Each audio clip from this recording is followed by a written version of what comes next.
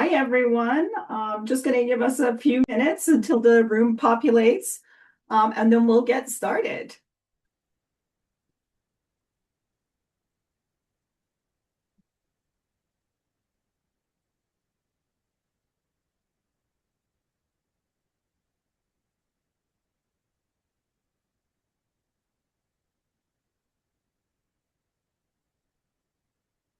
Give us a few more minutes. We have a lot of people coming into the room.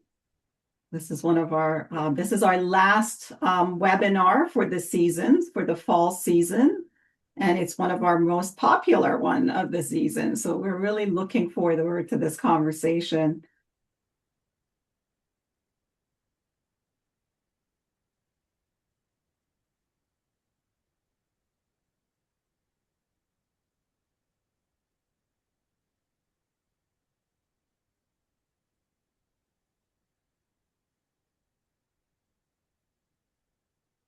Awesome. So good morning, good afternoon, good evening, everyone, wherever you are, and welcome to today's session. This is, as I said, our last session of the fall season. I'm Azita Hirsa, a senior lecturer in the Industrial and Systems Engineering Department at Rensselaer Polytechnic Institute. I teach some of my favorite courses: Management of Engineering and Technology, Engineering Ethics, Ethics of Modeling, and Professional Development.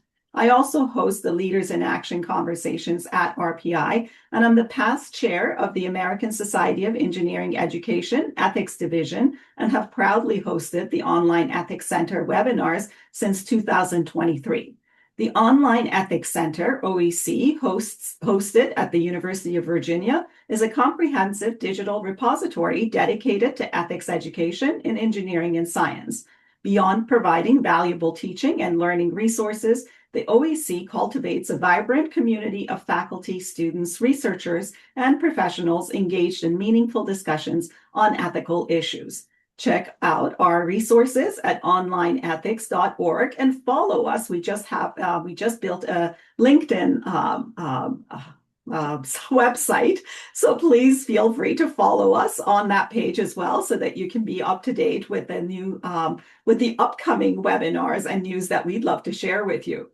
Our webinar series explores engineering and science ethics within the interconnected realms of industry, government, and academia, what we call the triple helix, shaping technological and ethical advancement. It's our distinct honor to welcome the Honorable James M. Byrne, Vice President of the Ethics and Business Conduct at Lockheed Martin Competition. Mr. Byrne leads the strategic direction and operational excellence of Lockheed Martin's global ethics program, overseeing compliance training across the enterprise. He also serves on the corporation's AI Executive Steering Committee and the 1LMX Integration Steering Committee, helping shape future-focused ethical practices at the intersection of technology, compliance, and organizational transformation. Before rejoining Lockheed Martin, Mr. Byrne served as the 8th Deputy Secretary of the U.S. Department of Veterans Affairs, where he acted as Chief Operating Officer of the federal government's second largest cabinet agency. His distinguished public service also includes roles as VA General Counsel, a federal prosecutor with the Department of Justice, and leadership positions in the offices of the Special Counsel and Inspector General. A proud Marine Corps veteran, Mr. Byrne was recalled to active duty during the Iraq War and led Marine support operations at the National Naval Medical Center in Bethesda. His service reflects more than 25 years of unwavering commitment to public and national service, from Capitol Hill to corporate boardrooms, from courtrooms to combat zones. Jim Byrne has dedicated his career to ethical leadership and public good. We're thrilled to have him with us today to share his insights on building and sustaining ethical culture in complex high stakes. After Mr. Byrne's talk, we will take questions. To ask a question, please type in the Q&A box at the bottom of your screen rather than the chat box, and I will read it to him. Audience members will not be able to use their mics or cameras. I also wanted to start out by saying that Jim and I actually met through a competition. Lockheed Martin has an annual competition for students for various schools across the nation. And in fact, I think you've had some international schools where students come in and compete on various cases. And I want him to tell you a little bit about it. Before we move on. But I also want to say that this is going to be a unique webinar in the sense that rather than have our guests speak for about 20 or 30 minutes, we're going to have a conversation. So I have a series of questions that I want to share with you in terms of the topic. So we'll talk about Jim's professional journey and role, building and nurturing culture, governance and practice, ethics and business, stakeholder and global considerations, advice and insights, and future outlook. So I hope you'll stay with us throughout and enjoy our conversation.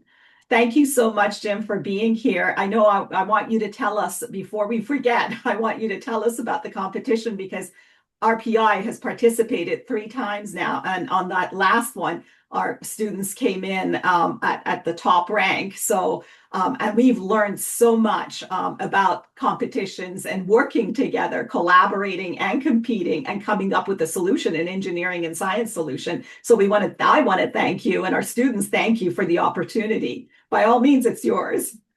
Well, thank you. And thanks for inviting me to speak to this wonderful group this morning. The Lockheed Martin Ninth Ethics and Engineering Case Competition is held the last week of February at our headquarters. We have a training facility attached to our headquarters that can host, last year it was about low 70s, 72, 73 schools and universities, or teams actually. Some schools bring 2 teams. But it's 2 students, 1 faculty member, and they compete in a sort of a basketball bracket type construct um, where they debate and or collaborate is more of the word. So it's not like a high school debate club, but they collaborate on representing a particular equity and coming up with a solution in front of a small panel of judges. And it's proven to be a great experience for the students. And of course, it's a little bit of recruiting for us, but it's also an opportunity to highlight and show off our industry as an opportunity because everybody knows about Microsoft, everybody knows about Google and Amazon and things like that. But the defense industry and the aerospace industry is a great place for young engineers and others. We hire, of course, finance folks and HR professionals and even lawyers from time to time within our organization. And so last week of February, there's 10 slots still open. So if your university has not signed up, you're missing out. And as a student, I guarantee it'll be a positive experience. Even if you get knocked out of the tournament early on, there are a variety of really fun activities. In fact, that's actually we don't advertise the activities at the request of the faculty members because we don't want any of the students pulling their punches and going, well, I don't think we're going to win this whole thing. So let's just get out early and go participate in some of the field trips and activities. So I digress, but I'd love to see more, got 10 slots. So if your school's not represented, we can get you the information through this channel or through others. Or you can just Google it online, Ethics and Engineering Case Competition, Lockheed Martin, and there's a link to sign up. So thanks for letting me do that plug. That was longer than I should have gone on that issue.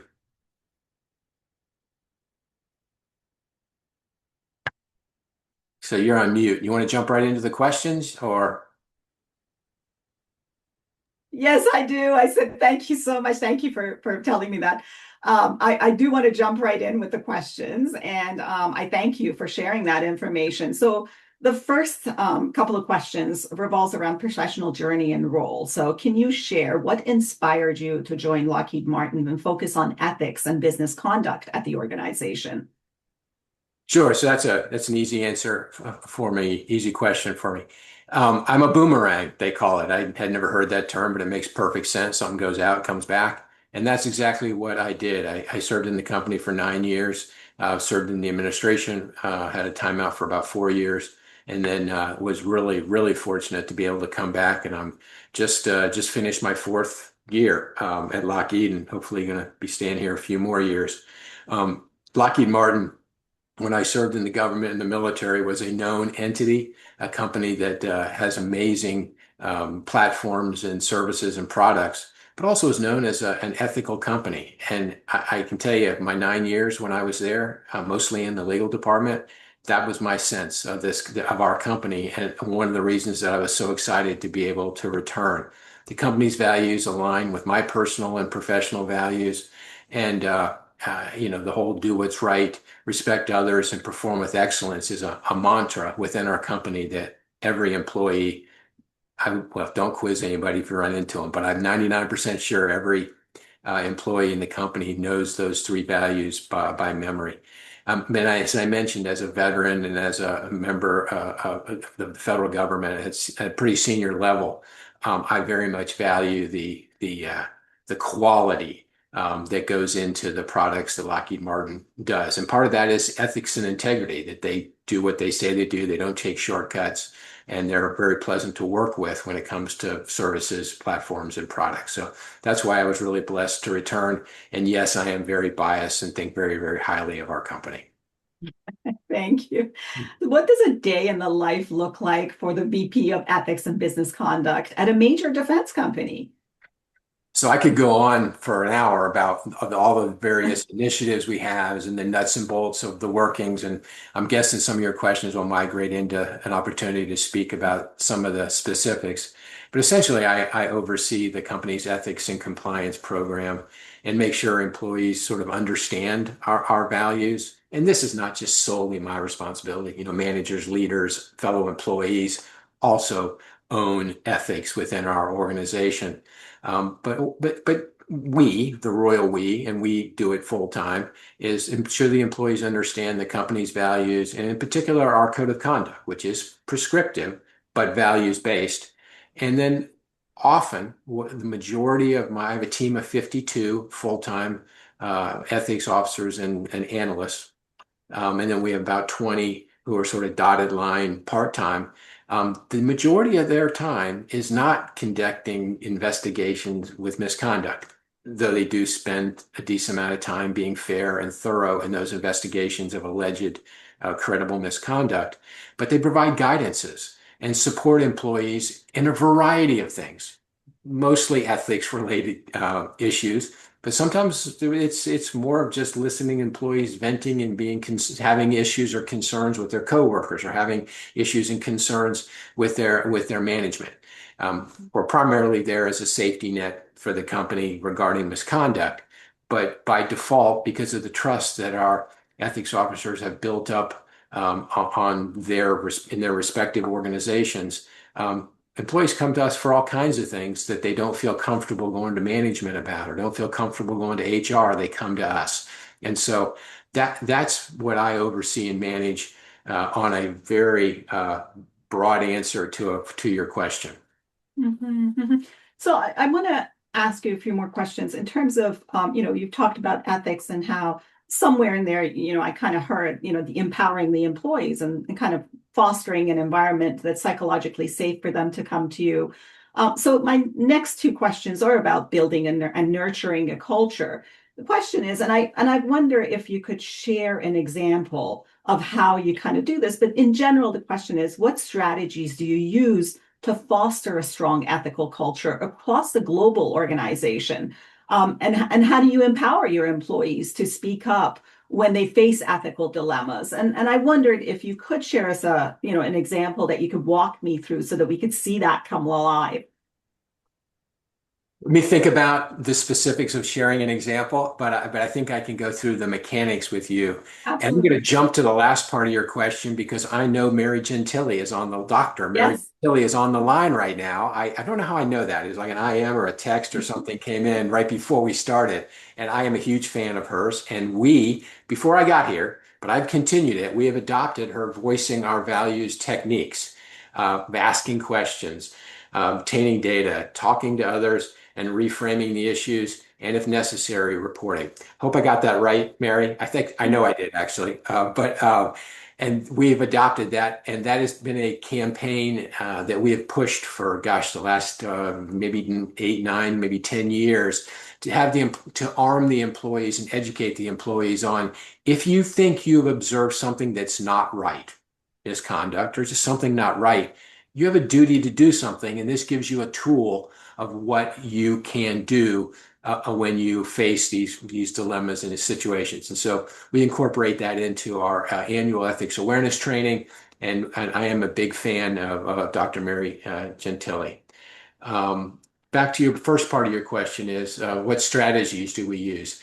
Well, we use the strategies that are aligned with the federal sentencing guidelines that are put out by the Department of Justice regarding corporate misconduct, right? When a corporation gets crossways with the Department of Justice and it gets to a sentencing phase, one of the things they ask is, well, what kind of compliance program did this company have? Is it a paper program, or is it actually a real program with some teeth? And does this company take it serious?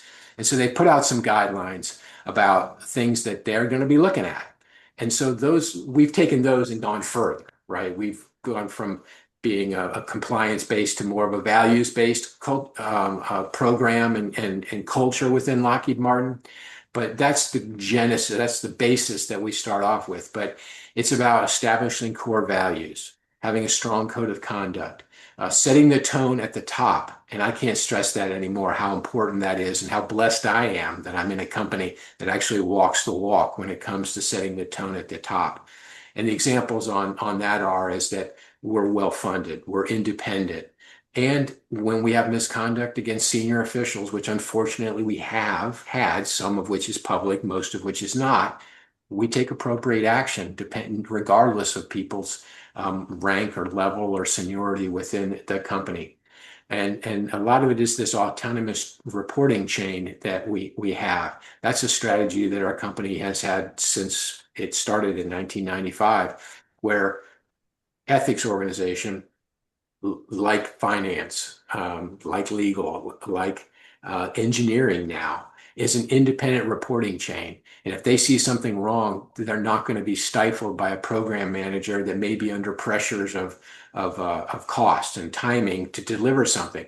They have an independent reporting chain that can report misconduct up. And I'm not saying our program managers stifle whole things. I'm saying there's a lot of pressure on them, but we have independent reporting chains. All my ethics officers report up through me, up through the CEO, and then also a dotted line reporting relationship to the board of directors. And so that gives us the ability to not be stifled in any way. Lockheed Martin, I think you mentioned something about our industry. We'd like to think we're a leader in our industry, and we share best practices. There's an organization that was created in 1995 or so after some pretty ugly scandals where our company and others were sort of the poster child maybe for not so good behavior. Mm. And we created a program, code of conduct, and ethics office, all the things that you would think that would establish an ethical culture, an ethical company, and a good reputation.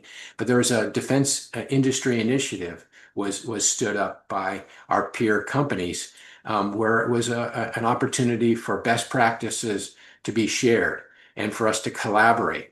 And I use the phrase often, and the DII very much represents this, is the tide rises all boats. And though they we call them competimates, it's kind of a silly term, or teammates, but but our competimates, we're competitive against our other peer industries. From where I sit, do not, and most of our people in our company do not want to see any of our companies in our industry get a black eye for anything, because that hurts the whole industry and is not good for the government customer and the taxpayer at the end of the day. And so by collaborating and sharing extensively, sharing resources, best practices, shell and outlines of policies and programs at all levels, not just our peer organizations, but within our supply chain. We like to think we're trying to create less fragility and more strength and more integrity in the supply chain and in our peer industry companies. And so your question was like a three-part question. I think I somewhat answered all three parts. If I didn't, call me out. No, no, you're good. No, that was great. So thank you. Um, Related to this, as a continuation of this, one of the things that I'm interested in understanding is how you stay ahead of things. How do you stay proactive in updating ethics policies in today's fast evolving technology and regulatory landscape? So how do you do that? How do you get ahead of it? Yeah, that's a really good question. The world is moving very, very fast for an old timer like me, but we regularly review and update our policies, and we stay current with legislation or policies or procedures that come down from essentially Washington, or if there are local regulations that affect us. And that certainly applies internationally as well. But we benchmark with our peers, in particular through the Defense Industry Initiative that I mentioned, and we stay engaged with our regulatory bodies. And so we have relationships with. I spoke to, and I'm embarrassed, I can't remember the exact name of the group, but it's the ethics officers from across the federal government. It's a council, which is 75, or I don't know, maybe 100 of them, but there's about 75 of them on the call that I presented to a couple of weeks ago. Those are ethics officers within the government that have a sort of a common mission, albeit a little bit different. But we also collaborate with the inspector generals, with our suspension and debarment officials within the federal government, and with academia who track this. Um, Jessica Tiltman is a great resource and friend of our company and our industry. She teaches, I think she runs the contract law department at GW Law School. And so people like her help us monitor and stay on top of what's going on. There are also other professional groups that we stay associated with: Society of Corporate Compliance and Ethics, the Association for Certified Fraud Examiners, and then webinars like this, assuming we might be invited to come listen to this in the future, can be very helpful to all of us. But we keep our pulse on a lot of subject matter experts in various sectors, and that's how we stay current. Great, thank you so much. Are there any case studies, non-confidential ones, where ethical decision making led to an unexpected business value? Can you think of anything? So I'm always scared to be particular on that, though. Yeah, I I agree. should have prepared myself. We annually we have ethics awards that are presented at a corporate level for employees who have stood up and done the right thing, and usually it's under stressful or threat of retaliation type circumstances. And the one who I presented it to this year with our chief executive officer did exactly that. They called out something that they thought was wrong that had started down the production line, and they were vocal enough about it, and we had leadership responsive enough, knowing that time and money were going to be in jeopardy, to stop the production line and figure out, because it had been worked over, so you had to peel it back essentially to get to the defect that he had brought to the attention of leadership. And and we found it, and we pulled it back, and held people accountable who were sort of whitewashing it. But he did that very courageously. And we had another lady with a very similar story. It makes it sound like we have a pattern of this in our company. We do not, by the way. We have incredibly great products. We have incredible quality control. But we have a similar lady who was recognized in our aerospace business in one of our aircraft, where one of the thousands and thousands of rivets on a particular aircraft was misdrilled, and it was washed over, pretty much painted over. And she called it out. And that is, that's not a fun position for an employee to be in, particularly a junior employee, when there's pressures and there's more senior employees, and this is the way we do it sometime mentality. Unfortunately, we don't have much of that. We have very few of that, and we usually root that kind of behavior out. But they stood up and did the right thing, and so we've recognized them. And so, what I hope is that there's, why do we have an ethical culture, right? And this is the message we try to get out to our employee population. And it's a couple of reasons. One, the government and our military, primarily the Department of Defense and our allies, trust us that we'll catch those kinds of things, that we have an employee that will hold another employee accountable, that management will hold them accountable, that they'll do the right thing on the products, services, and platforms that we're producing.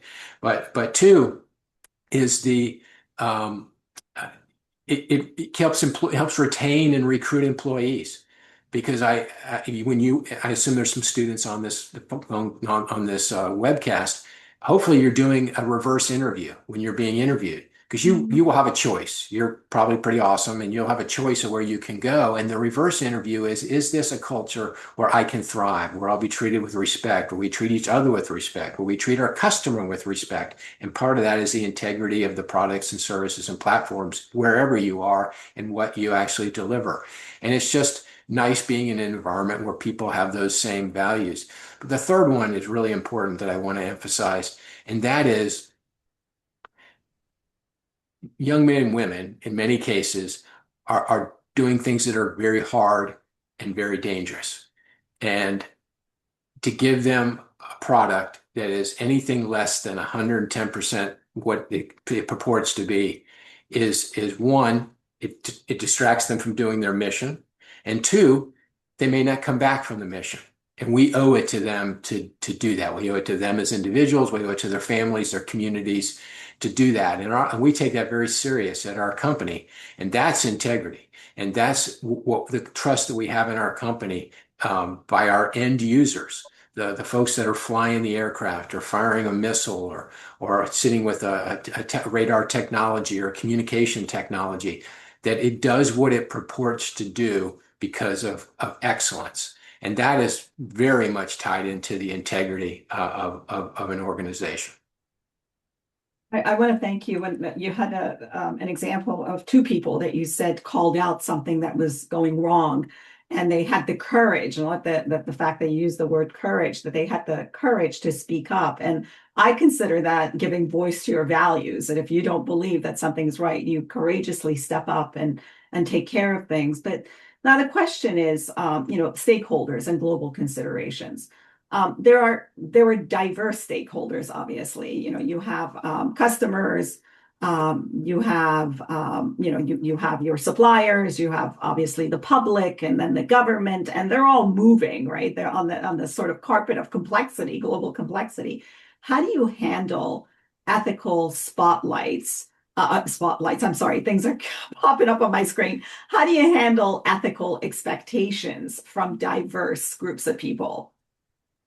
So I mentioned it a little bit earlier about the DII and other things, but a lot of it's collaborating with transparency, and staying sort of aligned with what the stakeholders' expectations are and appreciating and understanding the challenges that the stakeholders face. That in a nutshell I think what's important about the diverse stakeholders that we have within our company. The DII keeps us abreast of industry-wide best practices. And then we are involved with other organizations that help us get a pulse on the supply chain and how we can help them maybe mature. And I don't want to go down that rabbit hole too far, but that's a pretty big effort by our company right now, is to help with the fragility of the supply chain, because it's critically important. It's the whole concept of the chain is the weakest link in the chain is the strength of the chain. And so we have a robust supply chain I heard the statistic, I think earlier this week, 13,000 companies in our supply chain that we're dependent on, some around the world. And so we do outreach. We figure out the best way to collaborate with them from my little piece of the world. There's more about delivering whatever their product or services or platform is, but from an ethical perspective. And I'll give you the example of the 13,000 companies. I'm just hypothetical. You have a company that is family run. It's got 7 employees. They're all related, and they happen to have something that's pretty awesome. that Lockheed Martin needs in its supply chain, and it becomes they just do it better than everybody else. They have the intellectual property, so no one else is going to swoop in and do it. And they go from being a 7 or 8 person company. When they get a contract, Lockheed Martin, it's going to, whatever they do, it's going to be big. And they go immediately, they become a 180 person company.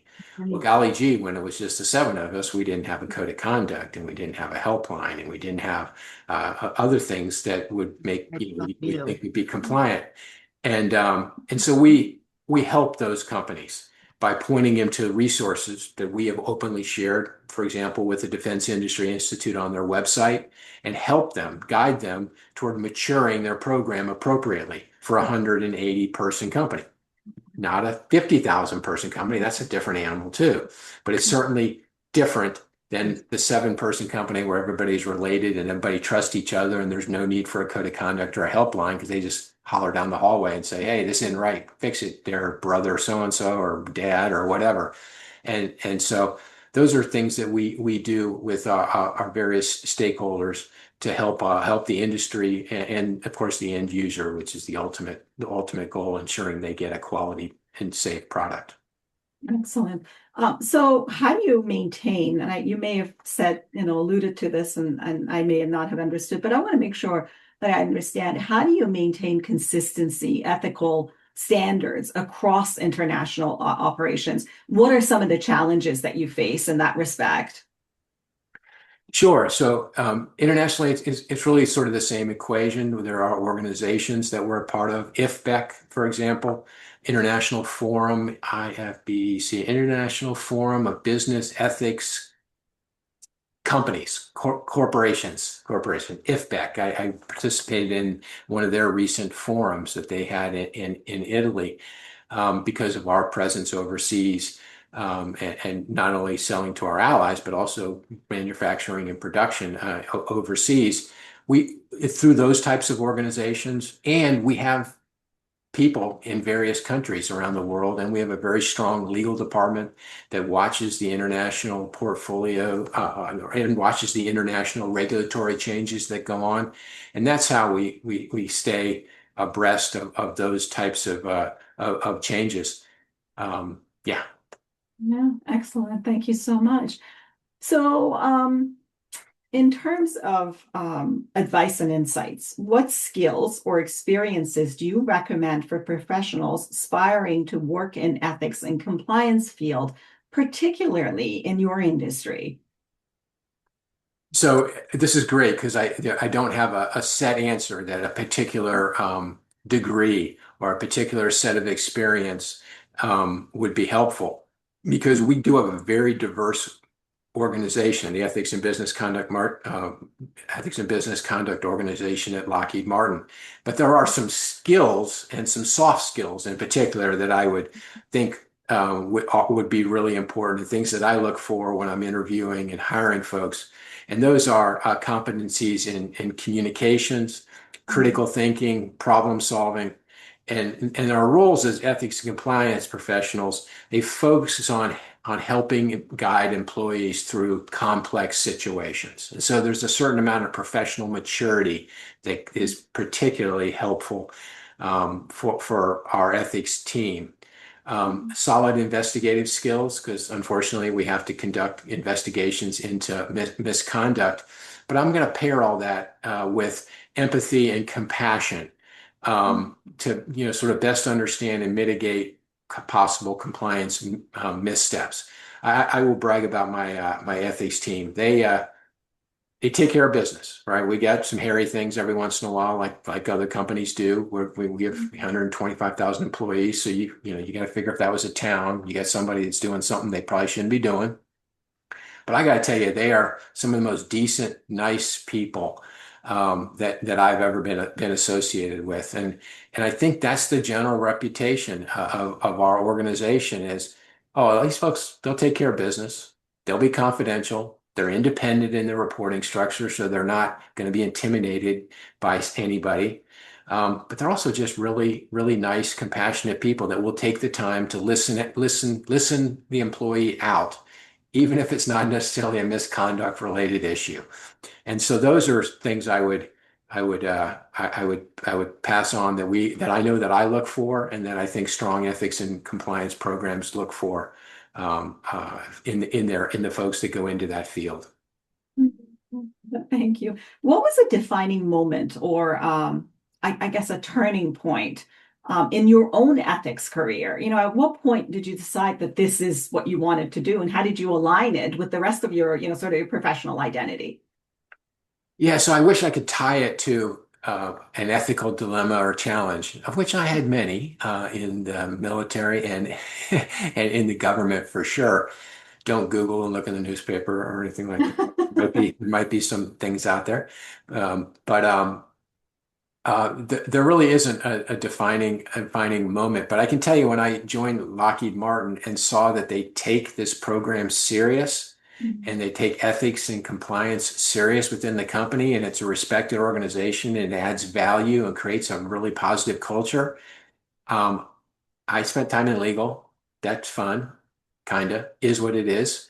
And I've been a lawyer for most of my life to some degree, in and out of the profession, I suppose. But I always had my eye on this role, the ethics and business conduct role at Lockheed Martin Corporation, because it is a respected organization. It's got great people. I knew that because I had associated and worked with them. And so during my 9 years, I had my eye on it the whole time, and it never really opened up. And then I took a 4 year time out, and then coincidentally, there was an opening at the top of the organization, and I was blessed enough that even though I was outside the company, I was able to get on the slate for the interview, and the rest is history. And I hope to ride out my career in this wonderful role. Wonderful. So I've got two more questions for you, and then I want to open it up to the audience. We have one audience questions in the Q&A, so please go ahead and share your questions if you want me to read them. Your future outlook. From your perspective, what was the biggest ethical challenge looming over the defense and aerospace sector in the next 5 to 10 years? Well, I think the obvious answer might be artificial intelligence, because it's really fast moving, and I don't think we even know what's around the corner with the capabilities that it's going to offer. And so integrating, practitioners that can integrate AI into ethics, compliance, and audit are going to be critical for organizations. AI is transforming how we not only we work in the workplace, but also the products and services that we're producing.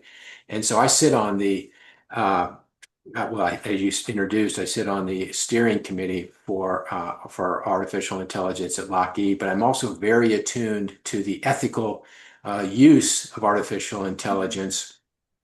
We have a committee for that. We have a policy, and we have sort of procedures for addressing concerns that are raised about the ethical use of artificial intelligence within the company processing and/or in the product services and platforms that we actually produce. But I think that's going to be an emerging field, and I think I'm a little bit not say ground zero, but I'm part of that journey right now, and it's kind of exciting. And just as a side note, as early as maybe a year and a half, 2 years ago, there weren't even really principles that were developed. And so we actually worked with the Department of Defense, which we do routinely for a lot of things, and helped shape the principles that the Department of Defense put out uh, about, about, about the ethical use of platform services and products. And we have mirrored that within our company because we are so close to the customer and what they do.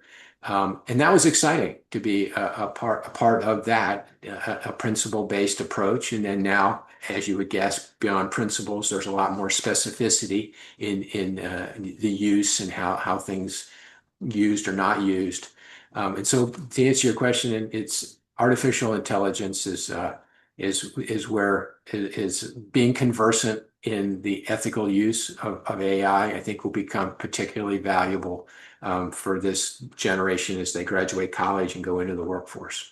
Yeah, thank you so much. And it's funny that you talked about AI being the challenge. And I know last year's case was about AI working with firefighters trying to put out fires. And I love the fact that it was very similar to what was actually going on during that period of time with the California fires. Um, do these cases, and I know you bring the brightest, we send our brightest students, not that they're not, the majority are not, or all of them are not, but we send our brightest to come and compete.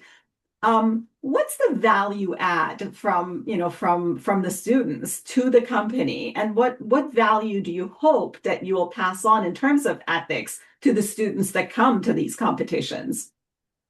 So I'll give you a multi-pronged answer to that. Run one, the scenario and the case study have an ethical component to it. And if they don't address that and they just go into the technical solution, you may Yeah, recall this from your involvement, they will not advance to the next round, right? yeah, If they miss that, that's problematic. So A there. Two, I think interacting with Lockheed Martin staff that are there as judges and facilitators and then running some of the demonstrations, I think they get a sense that this is a company that has integrity in there, and that maybe this is a place for us to, place for them to work when they graduate. And so those are sort of the major, and then the industry too, introducing them to our industry that we provide a service, platforms, and products to the government and to our allies to deter bad behavior around the world. There's bad actors, people that don't wish us well, people that are not acting right on the international stage, and along our United States, along with our allies, we help provide the capabilities to deter them, to make them think twice and three times and four times before they participate in bad behavior. And if somehow they're not deterred, that our men and young servicemen and women can do what they need to do with our allies and get back home safely.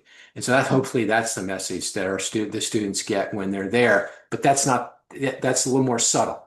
The main message is about the competition and integrating ethics into engineering.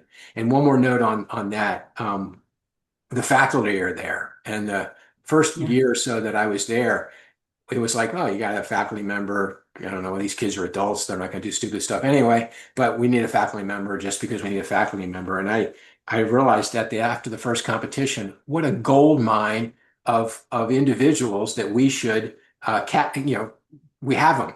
We've got a captivated audience. What are we going to do with them? And so we've driven home with them sort of some of the things that you and I talked about before we started the call, where we provide them with our materials and training modules, and we help modify them for the classroom.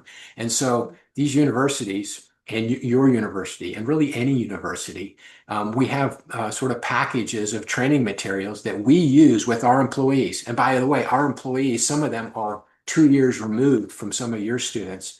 We provide those materials with a little bit of a academic twist on it as far as how a faculty member would facilitate it, because we want these students to be thinking about ethical challenges and dilemmas and how they would address them before they enter into the workforce. And so we've put those modules together, and some universities have very mature ethics departments and programs, and they're like, hey, you guys are cool. Maybe we'll use a little of this, we'll use a little of that. But some universities of all different sizes, to include major engineering schools in the United States, have been very candid with me. I will not mention names, have said, oh my God, this is awesome. We're going to use all your material. We're going to integrate it into our into various classes, and we may even cobble it together and create a one credit, one semester class with the training materials that you have actually given us. And so yeah, these universities admitted that during their certification, I shouldn't say this made publicly, but during their certification process to become certified as an engineering academic institution, they have to certify that they have a certain amount of ethics curriculum, training, presentations, etc. And they were very candid with me and said, yeah, we bring in a speaker on Monday night, 9 o'clock, and the guy or gal gets up there and has ethics in their title maybe, and they say the ethics word 10 or 15 times, and we put that in our package to go for the certification because it's only a small piece of the certification. But they come up and they go, we want to do better. Thank you. I think we're going to use your materials. We're going to develop it further. And/or I'm going to talk to the University of so-and-so who has a really robust program and get some best practices from them. So that's one of the values of this ethics and engineering case competition is the collaboration between the universities, but also now they have access and they've seen demonstrations of the materials that we are more than willing to share with them for their use. Yeah, and I genuinely appreciate this, not just sort of the transparency, but the fact that we can borrow some of these, sort of fundamentals and use them in other industries. So, I think in this particular case, my sense is that Lockheed Martin has tried very hard to take the politics out of this and really focus on what it means to be ethical. How do you give voice to values? And I think, like you said early on, we owe a lot of it to Mary, but this has been great. Thank you for sharing this. I got some awesome questions I want to share with you. Is that okay? Sure, sure. Fire So away. these are audience questions. So our first question comes from Aaron Shepard from UMass Lowell. A recent article described a training on professionalism at Northrop Grumman that included guidance to not discuss politics at work in order to prevent hostile work environment. While not a formal policy, this was cited as a reason why some employees who had concerns about the company's involvement in particular conflicts felt they could not raise these concerns at work, despite them being directly relevant to the company. How does Lockheed Martin handle this? It would seem to me that encouraging employees to voice their values requires creating contexts where employees can openly and respectfully discuss political issues relevant to the company. Thank you. Yeah, no, that is a wonderful question, and I think I could exactly understand what the student's trying to get at. Um, there's a mindset maybe with old timers like me, like just come to work. I don't really care what your politics are, right? And that is how I live and breathe. But the reality of it is we have social interactions. There's a lot going on in our nation right now. There's some divisiveness, and around the water cooler, employees want to have various conversations. And so the sort of the rules on this is you can engage in those kinds of conversations if it's willing, right? You're not foisting your views or values on another employee unless they want that. And then two, it can't be disruptive in the workplace. And that goes from, wearing various attire to banners and things along that line, which is different in different places, I might add. There are different cultures even within one company. But really, it's you can engage in those types of discussions if it's willing participants and it's not disruptive to the workplace. Plain and simple, you're permitted to have values and views. When it comes to the outside sharing of those values and views, whether it's on whatever, there's all kinds of social media out there, the Facebooks, and that just dated me, I guess. But whatever people are using for social media, we remind employees that having a link to our company and their views that shouldn't be happening, right? Don't link our company to your views. Your views are your views and what you're doing. And so it does, and so that is a little bit of a case by case determination. And I don't want to go too far down that rat hole, but our office does receive those concerns from time to time, more cyclic, as you might guess, based upon activities that are going on in the nation. But the core of it is respecting each other and getting our daggum work done. Great, thank you. Anonymous says, in your department at Lockheed Martin, are employees trained in ethical theory? Have there been times where you have had to refer to specific philosophers or ethical theories in your position?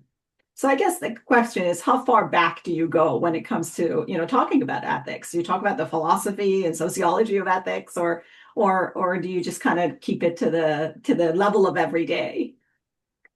Wow. So I have an engineering degree and a law degree. So I didn't have the benefit of having that kind of training and background. So if you're talking about me, I can assure you that I'm not going to be talking about philosophers of any sort. However, I am well aware, maybe I can be corrected on this, that ethical values are derived from historical philosophies of human nature and things along that line. But to answer your question is not really. And I won't say that we don't take it that deep, but we don't. It's basic core values of do what's right, respect others, and perform with excellence. Everything is built around those fundamentals. It goes back to treat others like you'd like to be treated kind of thing. I mean, that everybody kind of is aware of that. And so I don't mean to be simplistic to her answer, but no, we don't do that. But you did pique my interest to go, maybe there is some value in my team appreciating and understanding some of the ethical philosophies from centuries ago. But no, we're pretty fundamental in what we do. I will share with you that I said it, I think at least once or twice during this call. We're less checklist compliance based, and we're much more values based in our approach to how we handle ethics, business conduct, compliance type issues. Right, thank you. Joseph Carson asks, how does your company integrate external codes of ethics when an employee, by dint of licensure or other professional credentials, has a duty to it also? I'm sorry. Well, I'd be surprised if the codes didn't align in principle. And so I don't know if the person's able to type in a follow-on question to that, because I can't really think of an example of that. You have lawyers in companies that have essentially ethical codes within their respective state bar organizations.